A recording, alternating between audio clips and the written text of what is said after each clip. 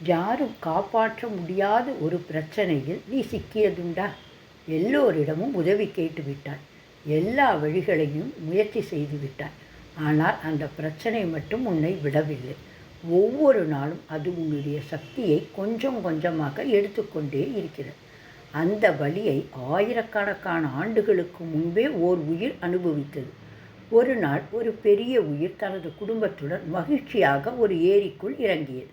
அமைதி, சந்தோஷம், பாதுகாப்பு எல்லாமே சரியாக இருப்பது போல தோன்றியது.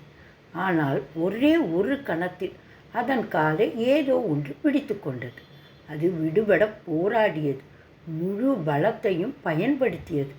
தன்னை இழுத்தது, கத்தினது, தப்பிக்க முயன்றது.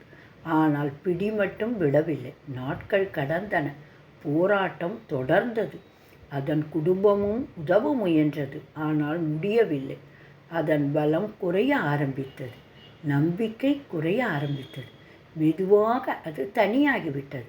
தன்னால் முடிந்த அனைத்தையும் செய்துவிட்டது. ஆனால் அது இன்னும் சிக்கியபடியே தான் இருந்தது. அந்த நேரத்தில்தான் அது ஒரு விஷயத்தை உணர்ந்தது. இனி என்னால் முடியாது என்ற உணர்வோடு தன் இதயத்தின் ஆழத்திலிருந்து உதவிக்காக அழைத்தது.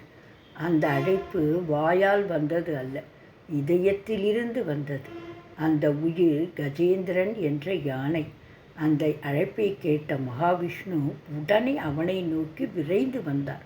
பல ஆண்டுகள் நீண்ட போராட்டம் சில நொடிகளில் முடிந்தது. கஜேந்திரன் விடுதலை பெற்றான். இந்த கதை இன்று நமக்கும் ஓர் உண்மையை நினைவூட்டுகிறது. சில நேரங்களில் வாழ்க்கையில் பணம் உதவாது, அறிவு உதவாது, பதவி உதவாது, நண்பர்கள் கூட உதவ முடியாது. எல்லா வழிகளும் மூடப்பட்டு விட்டது போல தோன்றும்.